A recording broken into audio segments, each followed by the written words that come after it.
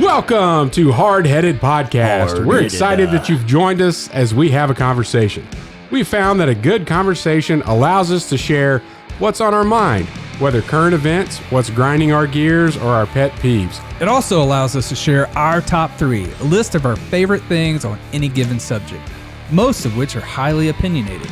In closing, we share a good word. Solid friendships are encouraging. Even if we joke and give each other a hard time, our ultimate responsibility is to uplift each other. Our goal is that you'll feel like you're part of the conversation, like you were in the studio with us, and that you feel encouraged after tuning in to our podcast. It's time to join the conversation. Hey everybody, welcome to the podcast.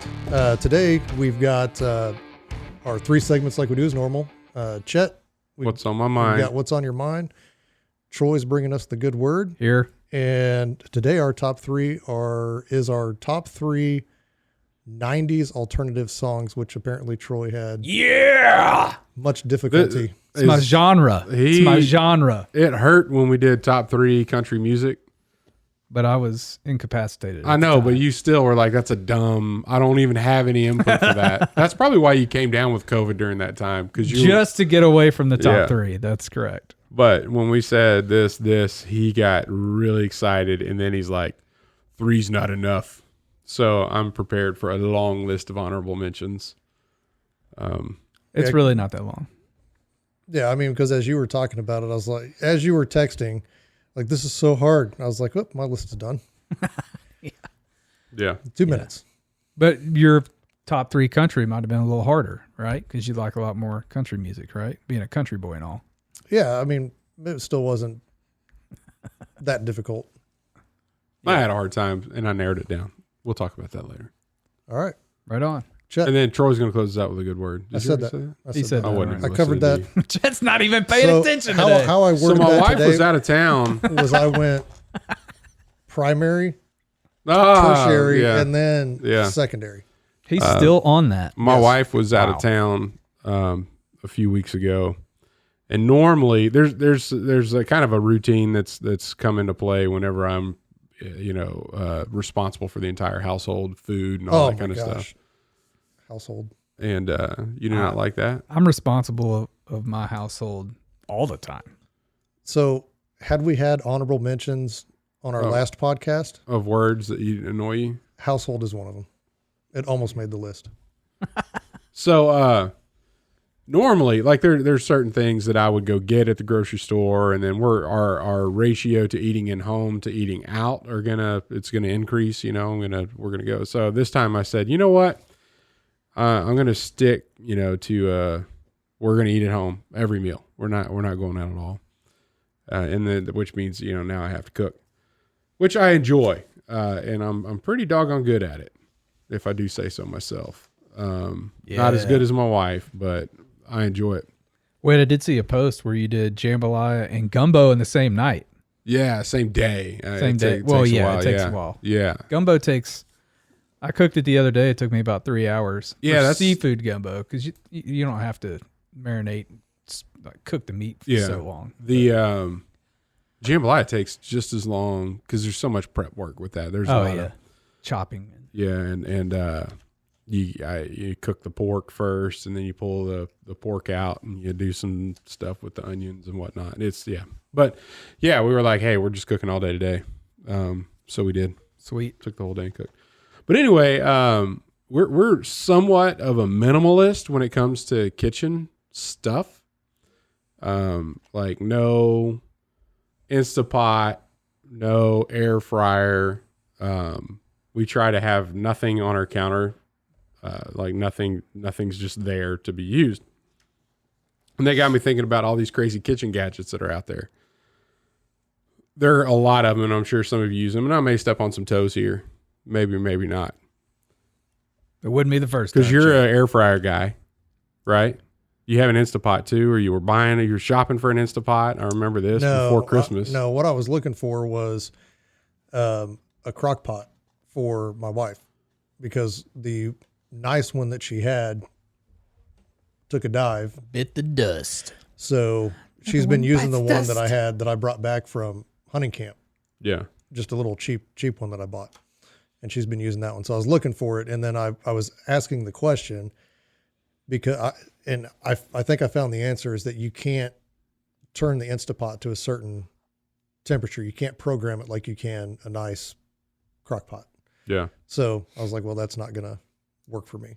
No. And air fryer, I don't personally have one, but I've eaten out of them, and I think that they're perfectly fine. Yeah. I'm not saying that they're bad. They're not worth buying, in my opinion, nor are any kitchen gadgets. You should have some skillets and some pots and some pans, an oven and a stove, and you can get by. Like these kitchen gadgets are crazy. Even a microwave could fall under kitchen gadgets. Hey, when we remodeled our kitchen, that was on the list of things we're getting rid of. Yep. And we almost did, so much so that we don't have a built-in. It's actually tucked away in the pantry, and we got the smallest one you can buy. Yep. Because we started even reheating our food in the oven and on the pot. Tastes so much better that way. Yep. But here I found a list of it's not. I made a list of some of the crazy stuff that's out there for kitchen stuff. So He didn't have to go searching for this list. He made this list. Air fryer, number one, kitchen gadget you don't need. Instapot, another kitchen gadget that you don't need. The silicone manufacturer, like silicone is like the thing for everything in the kitchen now. Have you noticed this? Silicone spatulas. I'm sure we have silicone. One of them's on here. A silicone, a whisk cleaner. Like I'm gonna go buy something just to clean a whisk. That's what the sprayer's for on your sink. There is they have this thing called a rapid pizza reheater. It's shaped like a pizza slice, and you put your slice of pizza in it to microwave it to rapidly reheat it. Let me just tell everybody out there, reheated pizza in the microwave is trash. Get it out. Maybe you should buy a rapid pizza reheater. That's trash. That's crap. Egg separator? Would you buy something to help you separate an egg? Like that's not that hard to get the yolk out of the whites. You use the shell. Yes. Or your hand. I mean, my goodness. Or, you can use a 2-liter bottle. You break them all up into a bowl or something. In an empty 2-liter bottle, you squeeze it and you suck the yolks out. Yeah. YouTube hacks. Another hack for that. Take a garlic clove, rub it on your fingers, and you can pick that yolk right up. It sticks to your hand. Pick it right up and out. Nice. There you go. We're learning all kinds of things. One of the things that really upsets me, this one is upsetting, the meat shredding claws. You know what I'm talking about?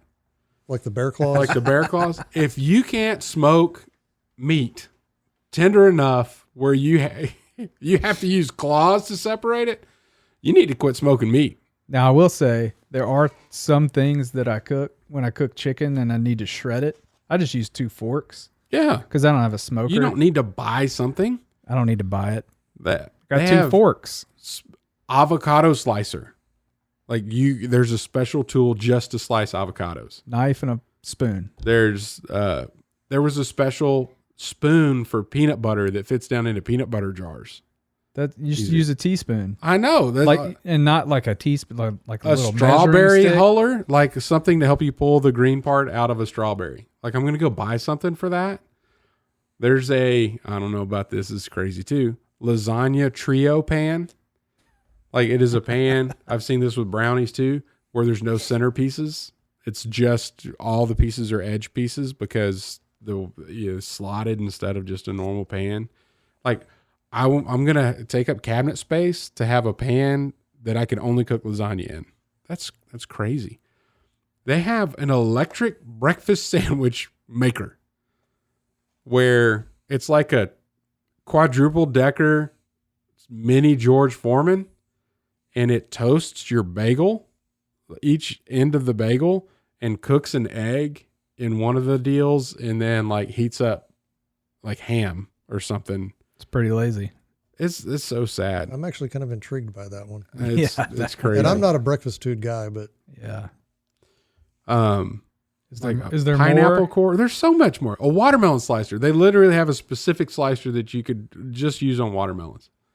No, I did see there's one for pineapple and watermelons out there that twists down into it. I have a pineapple corer here that is a waste of money and counter space. It might and be drawer the space. twist one. Man, that thing look cool. Here's one, a silicone again. I thought these silicone manufacturers are going crazy. Oven rack puller. So you can reach in with this special silicone hook and pull out your oven rack to look at whatever it is you're baking. Like, really? Really? You need that? You might. But what I have Don't decided... want to burn your hands reaching in there, Chet. What I have... You use a hot pad. You can't pull whatever's out in there out with that hook. You could only just pull the oven rack out. Maybe they didn't want to. Maybe it was wet. Did you know if you grab something hot with a wet towel, that heat's coming right through that water on that towel. It's going to burn your hand. Water conducts heat. That's right. I'm just telling everybody out there, if you haven't done that, And electricity. Yeah. just be wary, because I did that probably about 10 years ago. Now I could see, I can see a use for that oven puller. Go ahead and buy one. Go get you one, Matt. I might. Do it. And I know you're only thinking of yourself. I get it. But Especially on the 2-in-1 mushroom cleaning brush, which is the thing. I need a special brush to clean my mushrooms with. very well. All I'm saying is there have been times when I've been cooking from my wheelchair Mm-hmm. and I pull, so my stove sits up Mm-hmm. at basically, if I'm in my chair, it's at eye level. Right. I pull it down, and if I'm reaching over to grab something out, I've burnt the crap out of my arm Yeah. on the inside of the stove. So if I had a puller, I could pull the rack out and grab something safely. Well, or if you had a spatula, you could still reach in there and grab the thing and pull it out. You don't have to have a special hook. Nope, that spatula has a chance to slip off. And then if it slips off, then I burn my whole arm. So does the hook. The hook doesn't slip off. It can. It hooks it. It can. It can, but it's like me fishing. It doesn't happen too often. Yeah. Well, let me tell you, you're only thinking about yourself in this scenario. I'm thinking we have about- a double look, oven, look, I'm and my thinking wife about- can't reach the top one. She has the same issue. She can reach it. She just has the same issue that you have. She needs a rack No, puller. she doesn't. No, she doesn't. You just reach in there with the. Now, with the one thing on your you list, go to the side. You don't go over the door. the one thing on your list that we have that we like is the Instapot. What's different about an Instapot and a pot? So the Instapot, you can cook potatoes in like 10 minutes. I could boil potatoes in like 10 minutes in a pot. I don't boil potatoes. You're talking about like bake them? Like bake them. You can microwave them. Doesn't taste the same. You could also schedule your life better to where you could put the potatoes in the oven Nope, not gonna happen with 40 minutes at a time. not with 7 people. Okay. It just doesn't happen. So the Instapot, So you have an it does Instapot. help. How many potatoes can you put in there? Like 8, depending on their size. Yeah. Yeah. So it's not an Instapot for you. It's just a potato baker. No, we use it for other things too, because you can saute in there, and you can Like a pot or a pan on the like stove you top. can use it as a crock pot if you want to. But it's not as efficient of a crock pot as a real crock pot. Where do you keep it? In the cabinets, Yeah. bottom cabinet, You got to get all that stuff down or out. just out. I don't know. Yeah. I don't think you need it. I'm glad you have use for it. And to me, What I'm going to do though, It's made some things quicker, like rice, potatoes, those kinds of things. It cooks rice really well. no, I'm not going to. You So I have eaten. Throw it all in and I have eaten rice out of the Instapot. set it and and forget it. it does come out really nice. But my rice in a I- pot comes out really nice. Yeah, but I honestly don't think that it's Quicker? really any faster. Because Well, I mean, there's like rice cookers. That's another gadget you don't need. yeah, I mean, well, and even so, I looked at those too because in the reviews on a rice cooker, if you look at them, all of them have Terrible reviews. not terrible, but they're not great. Yeah. Yeah, I'm saying cooking. I can cook it in a pot.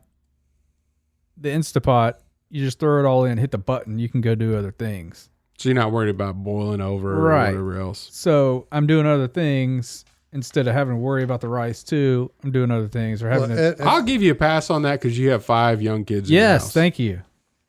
I'm not even really. Are you really cooking if there's not a mess? I really don't worry about the boil over either. I just clean it up. Oh, there's a mess usually when I cook. All I know is this is the, My and gumbo. I didn't even go over everything. There's an electric quesadilla maker. That's like another, it's like a waffle iron, but for quesadillas. I used to have a sandwich maker in high school where you put all the stuff on it and you close it, but it made these like puffed up sandwiches. Yeah. And that thing was awesome. I wish I still had that. Then I'll see you'd put the slices of bread on the top and the bottom, and then you put your stuff in the middle, and then you toast it. Yeah. Right. Same thing. Yeah. Yeah. So we didn't have any of that stuff growing up, but my aunt and uncle had it. And whenever I'd spend the night over at my cousin's house, we'd wake up and she'd have, my aunt would have like a bacon and cheese and then buttered both sides of it and then did that little thing. Oh, those are so good. Yeah. I used to make egg sandwiches in them. Yeah. Pizza sandwiches. I never got that far. So anyway, this is going to be my Christmas list. This I'm buying off of this list for my Christmas presents next year. So if you get a Spud Dude potato brush, you know who it came from. A silicone one. Yes. Yeah. They had gosh. double-sided silicone utensils. On one end, it would be a spoon, and on the other end, it would be a fork. Yeah. That's crazy. Now the air fryer thing, I know a lot of people that got the air fryer, but I've tasted a few things out of it. It just doesn't taste the same. Well, here's my assumption. Is it supposed to be healthier, right? Than boiling grease and. But here's everybody talks about chicken wings in the air fryer. And the question that I have is, did you cook chicken wings before you bought the air fryer? No. No, they didn't. So why are you buying stuff to cook things that you don't already cook? Like, because it makes it easier. Well, how do you know? Like, have you ever even cooked chicken wings on your own? Then you don't know, right? Yeah. So They do come out crispier than making them in the oven. Because that's how we do ours. We just, if we're doing wings, we just bake them. yeah. We put a good breading on them and bake them. And you can get the tops really crispy, but typically the bottom doesn't. Or you've got to go in and turn them over. Whereas with That's why you fry them. which is with the air fryer, you don't. Well, the fryer's a mess. So I don't like having to clean up the mess. You said you always make them. You're such contradicting yourself here. anyway, I don't mind. You're cleaning such up, a hypocrite. I don't Matt. mind cleaning up water and a little bit of starch. starch I from the don't- boiled over potatoes. But I don't like grease. Trying to clean up grease because Yeah. it just gets everywhere. Yeah. I don't know. I have enough of that problem anyway. If I'm making Worth it. infused oils or something like that, and throwing thyme into oil and then All I know is explodes on you. I enjoyed my time in the kitchen. It was a lot of fun. I normally cook things that actually all the stuff that I cook is typically stuff that my wife doesn't cook at all. So the kids enjoy the change of pace as well. Normally splurge. I didn't this time, but normally like then whole milk, white bread, and bologna come into the house whenever Ashley leaves because the kids dig it all. Well, actually, I don't think they like the white bread. Do your kids like Vienna sausage? No, not necessarily. Oh man, I love it. Yeah. Audrey loves it. I mean, the only time they've had it is when we've been out of the deer camp because Yeah, stuff that's like when I that. normally can get it if we're going camping. Or I something. I think I've told you guys this before, but when my parents moved up here to Wichita, my kids would go stay with them every now and then. And Stone came home, it's years ago. And he's like, Mom and Dad, oh my goodness, there's this lunch meat. It's called bologna. It is so good. And like he thought that was like something new because he'd never had it in his entire life because Right. Ashley will not buy bologna. I'm like, Stone, I grew up on bologna. And he's like, Grandma had some and she made me a sandwich and it was really good. And I said, did she fry it? And he's like, no. And I'm like, well, we're going to fry some bologna. And so I cooked him a fried bologna sandwich the next time Ashley was out of town. And he's like, man, this is the best ever. Like, yes, Nice. it's good. Very good. Anyway, that's what's been on my mind. Well, thanks for sharing, Chet. Thanks for sharing. I think we ought to go to break. I don't. But we will.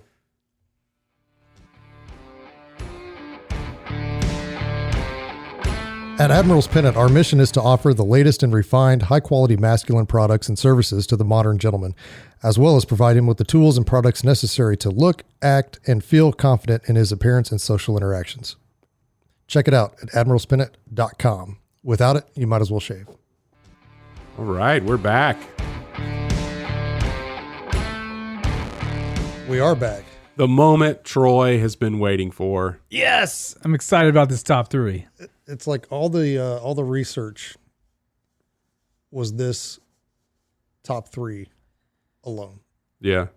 I feel like you put more into this one than any other top three that we've ever done. I really didn't. And it wasn't determining what he liked. It was like, how do I narrow it down to three? Yeah. And I narrowed it down to three by things that happened in my life around these songs. Okay. Yeah. Well, why don't you kick it off? Yeah. All right. Well, number 3 is a song titled Rearview Mirror by Pearl Jam. One of my absolute favorite songs that they have ever written. They are, in my opinion, one of the top 3 alternative bands ever. Of all time. Yeah, ever. Still around today. Still making good music. That's debatable. Yeah. But I picked Rearview Mirrors off their second album. I picked a song off their second album. Their whole first album was amazing. But I really think that their second album is probably one of the best follow-up albums to a hit record probably ever. It start with a V, the first one? The first one is it's called 10. Yeah, okay. And the second one is Versus. Okay. VS. Yeah. Period. Yeah. And Rearview Mirror is on that album. Every time they play it live, I've seen them live probably 4 or 5 times. Crowd goes nuts to this song. They have a couple of different renditions. Sometimes they'll throw in other songs in the middle of it and do like a long, whatever you call that, whatever that musical term is, but they'll throw in different songs, even from other bands. They'll play in the middle of that. So what was your life event? Did I miss that? Oh, the life event behind this album. I remember the day it came out. My dad took me to the local Kmart and I went and purchased that album with my allowance money. Ooh. And was so excited. Was it a CD or a tape? CD. Okay. At this time CDs were out. Yeah. And I just looked all over it, read the lyrics before I even got home to play it because we didn't have a CD player in the car, of course. Yeah. Had to wait till I got home. But My memory on 10 was I went to Ohio. It was with my mom to see my grandma. And my cousin Randy was like, hey, you want to go up to Cedar Point, which is like the best roller coaster amusement park in the world. And it was in May. And we're like, yeah, it was like, 2.5 hour drive from where we were.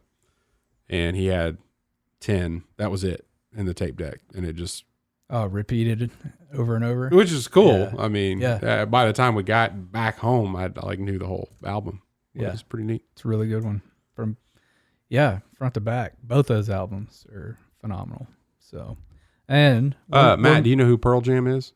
Yes. Okay. And one more side note, Versus is still the album today that I'll turn on if I'm, driving late and need to get back home, driving late from deer hunting or whatever.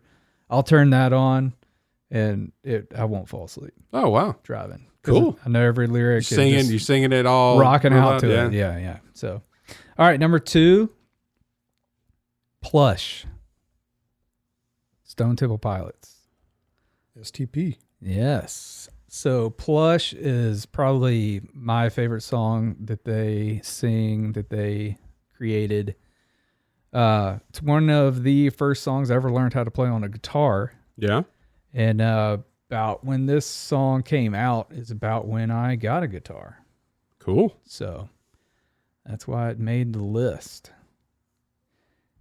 And number 1. I have a pretty good idea of the band. The band is Nirvana. Yep. And the song Smells Like Teen Spirit. It Smells Like Teen Spirit. Because I'd already been introduced to, rock and roll, Guns N' Roses, and a couple other phenomenal bands, and Pearl Jam. I'd been introduced to them.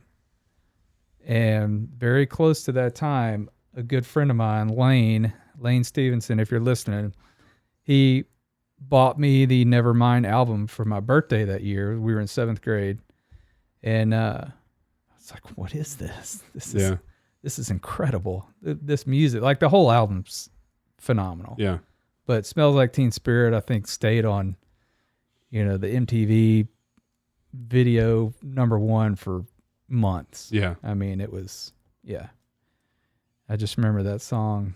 Just hearing just the new grunge alternative sound that they brought to alternative music just blew my mind, blew me away. Love it. I'm glad you do. I'm glad somebody does. Yeah. Somebody has to. There's a lot of us out there that love it. Yeah. I think Nirvana's overrated. But Yeah, they're not, and they were not. But that's our humble opinions. You're entitled to have your opinion. I am entitled. You're entitled to be wrong. I am. I am.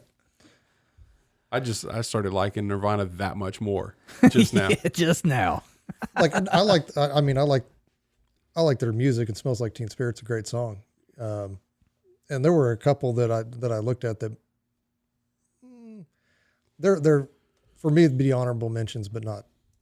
Yeah. Speaking of, man, give me a couple that didn't make the list. Oh, have you ever heard of a band called Hum? No. Okay, their song "Stars" off their, I believe it was their Was first. it easy to learn first the album. lyrics? No. I get it. They didn't hum. I get it. That's really good. That would have been probably my number 4. Yeah. Yeah. I mean, Soundgarden. Mm-hmm. I mean, all those bands back early 90s. I mean, all the bands from Seattle. Yeah. Usually, Mostly. most of them. Yeah. Yeah. Hippies. Yeah. But All right, Matt.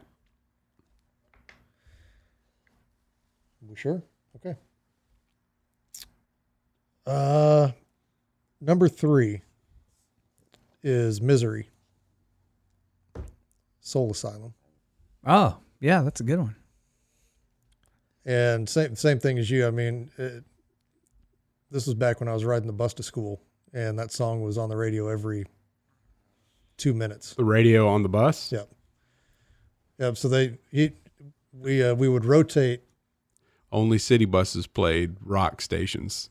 See, we would. Right. My bus, my country school bus, was on KRRV 100.3, classic country. See, we had to rotate through the stations, and so Monday was this day, and then if this certain person wasn't riding the bus, then we got to go to What you wanted to go to, whatever, but he would rotate through the radio stations, which was So to this day, every time I get frustrated about something, or my wife and I are talking about something that's frustrating, I'll sing "Frustrated Incorporated."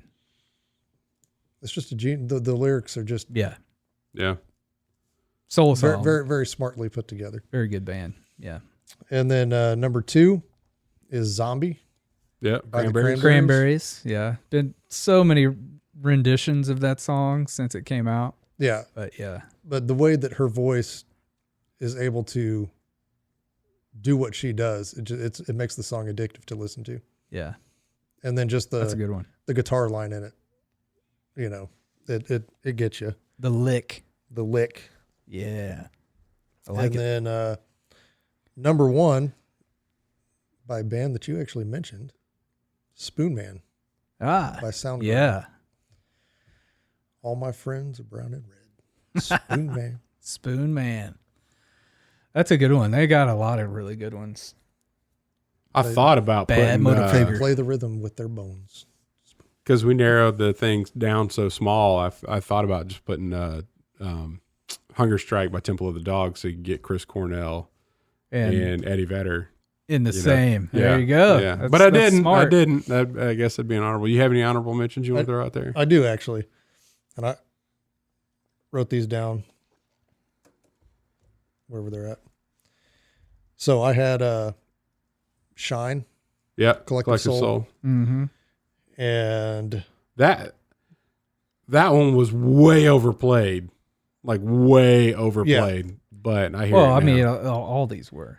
If you listen to the radio. Yeah, but some of these were not like on the pop stations, and Shine was. Like it was everywhere. Yeah. then I had and there were a few honorable mentions from this band, but the one is Zero by Smashing Pumpkins. Oh, yeah. Yeah. And then I don't know if Their whole album, Siamese Dream, like that, I consider that album one song. Like that is a phenomenal album, yeah, front to back. yeah. And this was back in the day too, when like you were saying, you went to the store to buy the CD. Yeah. You know, that's when we all had we were graduating from the Walkman tape deck to the Discman. the Discman. Yeah. And when you're riding on the bus to basketball games or something like that, you know, and everybody's swapping CDs and, you know, check out this one that I got, you know, and it's just, I think there's a little bit more to that than, hey, sharing a link to a song or whatever it is. There's just something about putting that CD in and hearing the album as a whole instead of taking one part of it out. And so I think the musicians back then were a little more careful about how they put songs together, which is why Garth Brooks doesn't have his stuff, because he doesn't want you just to buy one song. He put that whole album and created that whole album together, and he didn't want those songs separated because they were meant to be played in that order. Yeah. Well, that's why Tool for so many years didn't put their stuff on iTunes or anything too, because their whole albums are like just orchestrated from front to back. Yeah. I mean, just incredible. And then the last honorable mention, I don't know if he's technically alternative, but Tom Petty, He's not. Mary Jane's Last Dance. It's Nah. kind He's totally of not got a little alternative. alternative feel to No, it. it doesn't. A little bit. That's a good song. I would put him under what? Folk rock, probably. Tom Petty. Or rock. I mean, Rock. He's rock. Yeah. This his greatest hits album is a But that's great kind of, driving. but that's kind of where I You put land that in a with drive. Stone Temple Pilots. I think they're almost a little bit more rock than they are. No, they're alternative. Yeah. Crazy talk. All right, one of my honor. So this is what I did. I only looked at 1 year in the 90s. 91? 1994. 94. Big year. Docking Bay 94. Really, really big year. Now I'm going to, this one didn't make the top three because I'm cheating a little bit. The album was released in late 1993, but this single was not released until 1994 off of the album. Round Here by Counting Crows. Oh, yeah. Phenomenal. That's a great album, too. Love that album. Yep. Really Man, I good think album. just the 90s albums. The 90s had Man, some give good, it up. had some good music. So number 3, Better Man, Pearl Jam, Yep. Yeah. 1994. That's another song they play and do a long middle part where they add other songs to it. Yeah. Sounds like their concerts are like Dave Matthews Band concerts and just play forever. Nah, Like a song could go 10, 12, 15 minutes. they'll do that. They'll do that with like one or two songs, Yeah. and then they'll usually play. Is that called an interlude? Maybe Is that what that's called? if you're musically inclined, drop a comment and let us know. But they'll usually play one of three songs at the end as well, and you don't know what three of the favorite songs that they're going to do. It's usually Yellow Ledbetter, Bob O'Reilly by The Who, and I can't think of the third one right now, but yeah. And they may have changed that. I haven't gone to see him in, 20 years. Number 2, Big Empty by the Stone Temple Pilots. Yes. It's hard to pick a Stone Temple Pilots song. Big Empty was that the one that was on the Crow soundtrack? Yes. Yeah. Which is a phenomenal soundtrack Yeah. if you like alternative music. Yep. Yeah. Pretty interesting movie too. Got a little different direction here. Number 1, No Rain, Blind Melon. Oh. Another, yeah. Sing that one all the time when it comes on. Yeah. Not even their best them. album, but really good one. I would say their Nico album is the best. Yeah. Yes, it was the one that they released right before he died. And I wasn't in 1994 though. That's and I true. was bound to Down 1994, to 1994. which was a very good year for me. I mean, you could do top threes of alternative music Each year of the and 90s still have decade. some phenomenal music. Yeah. Wow. So one of the things we're wanting to do, we did this with our, and actually I just, I was at a New Year's Eve get together, on New Year's Eve, weeks ago. And, Is that January 31st there, or December 31st? yeah, every year, Every year. Yeah, it would have worked better if you wouldn't have messed up the month. I screwed it up. We're in January. But they were listening to it. They had their own little playlist, and it was like classic country stuff and a couple of the songs that are on our listener provided top Spotify playlist. classic country songs that we put out on Spotify. So I was able to, if you like that, you'll like it here. And so I was able to forward the playlist to Spotify. So I think what we would like from our listeners on this one is to show us in the comments what your 3 favorite 90s alternative songs are. And then we will develop another Hardheaded listener provided playlist that we'll put out on Spotify and share. I like it. I'll play this one. I'll go ahead. I'm not going to let Troy add anything more to it because I know you probably just go through and give me 100 different songs. But the honorable mentions and our each of our top threes. Put Stars by Hum in there for I sure. already have it written down. Good. That's a good one. I'd have Hum. I didn't remember the Stars is the So anyway, so stay tuned. You gotta provide it though. Right now it'd be a short playlist. So give us some. And it was, I couldn't find it. What'd you say from? Was it Rearview? Rearview Mirror, Pearl Jam. Pearl Jam. Yep. I have to listen to that one because I can't recall just off the top of my head. I'd sing it for you, but I don't want to do it later after we turn off the recording. Listeners tune out. I'll start. Here, singing. hold on. Let's pause real quick. Go ahead. Although I was in a band from age 15 to about 28, 3 different bands. Yeah, I was about to say it can't be the same band because I was lead singer. Yeah. So Fontanelle Jackson. That's right. It's my last band I was in. Yeah, we broke. I thought that was your stage name. Which one? So did everybody that listened to it. Like, hey, Fontanelle, and like, no, dude, that's like a part of the head for Yeah. So the reason we named the band that is because the bass player is a like a doctor, not an OBGYN, but he's a surgeon, female doctor surgeon. I don't know whatever. I can't remember what Obstetrician. Maybe whatever. Anyway, so sure.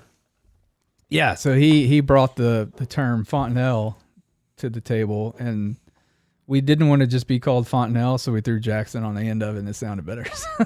There so everybody thought that he was Fontanelle Jackson, which ought to be like your username on everything that you it should assign be. your username. I'm going to start for. doing that for gaming and stuff, which I don't do a lot of anyway. But OFJ. Anyway, man. all right, you got a good word for us? Troy? I do. So we are back in the Chosen 40 Days with Jesus book 2. And if you have it and you're with us, we did the reading on day 2 called Among Us.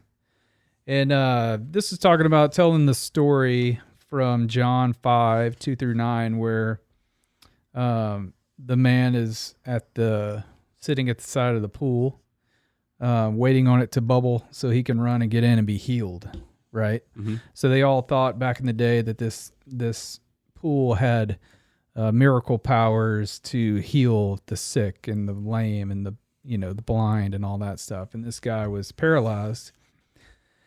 And so he was there for 38 years.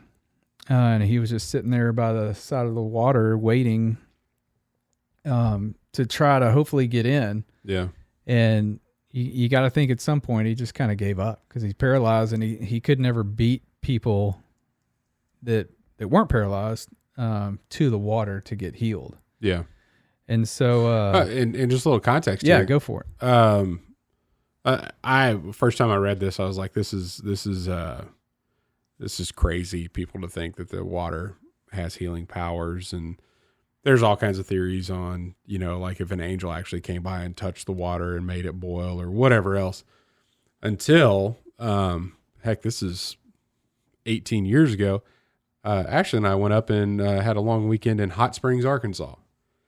Oh yeah. Yeah. And so it's a national park, number one, but the hot springs, like FDR was coming to these hot springs because of the known healing qualities of the minerals in the hot spring water. Right. So it's still a thing. Taking a biblical story and thinking, well, there's a bunch of idiots around thinking that if you got in this water when it was agitated, that it would heal you. And then you go to like 19, decades. Like it's a national park now because of the spring. You still go and bathe in the springs. They have bathhouses built around them and all this kind of stuff. So this is not like crazy and far-fetched for people to think that it being in mineral water, hot springs, natural hot springs are going to provide some healing. So, it's not outlandish. This scenario that's being given to us here in the book of John. Yeah. Sorry. No, that's a good insight. Well, to kind of bounce off of that a little bit, just triggered something. They didn't have really access to hot water all the time, right? And so, at the end of the day, when you're like, man, I hurt all over, and you go take a hot shower. So I imagine jumping in or bath, yeah. Whatever, they didn't have, well, I don't know if they had showers or not. Somebody pouring water. I don't know. They could. Yeah. They could have. But I don't know, just something I thought about. Oh, that's good. Yeah. So with this guy at the waters, Jesus shows up in the passage and he just asks the man, hey, do you want to be healed? Yeah. You want to read the passage? Oh, I can. So John 5:2-9, there is in Jerusalem by the sheep gate a pool in Aramaic called Bethsaida, which has 5 roofed colonnades. In these lay a multitude of invalids, blind, lame, and paralyzed. One man was there who had been an invalid for 38 years. When Jesus saw him lying there and knew that he had already been there a long time, he said to him, "Do you want to be healed?" The sick man answered him, "Sir, I have no one to put me into the pool when the water is stirred up, and while I am going, another steps down before me." Jesus said to him, "Get up, take your bed, and walk." And at once the man was healed, and he took up his bed and walked. So he was healed instantly. But what I noticed about the passage is, and they talk a little bit about it here, but he didn't answer the question. Yeah. Right? Jesus said, "Do you want to be healed?" Well, the man didn't really answer the question verbatim. He gave excuses. Like, I can't get down to the water. Everybody gets into the water before me. But the cool thing I like about the passage is Jesus healed him anyway. Even though he had excuses. And they also talk about in here, in Sunday school, when you look at the passage, it's like, oh yeah, he was healed. But there's also kind of the sad part about it is for 38 years, this dude laid here. Yeah. And tried to get in the water, and so he was kind of beaten down and just had no hope, until Jesus showed up. Well, and not just, Jesus took action too. He didn't seek Jesus out. Right. And then thinking that in the scenario, the only healing is going to come if I can get to the water. So what do I have to do to there's a lot of excuses why I can't get there, but if these circumstances played out, then I can get to the water. And then the assumption was if I got there, I'd be healed. And what our knowledge would be is that still wouldn't be true for this guy. Cause although minerals in water is healthy, it's not necessarily causing people that can't walk to walk. Right. So he's still thinking about what am I going to do here to make this happen? Like I'm still going to be here. I'm still going to wait. I'm still hoping that nobody cuts in front of me and somebody would help me when the time comes. But it's still dependent upon me. And the man that can heal you is there. He's the one that approaches them. And then I think it's a crazy question. Would you like to be healed? Like, I don't know. Like, it's like asking my kids at 7:00 at night, are you hungry? Like, there's no point asking. We know they are, right? I mean, why even ask? Because you know.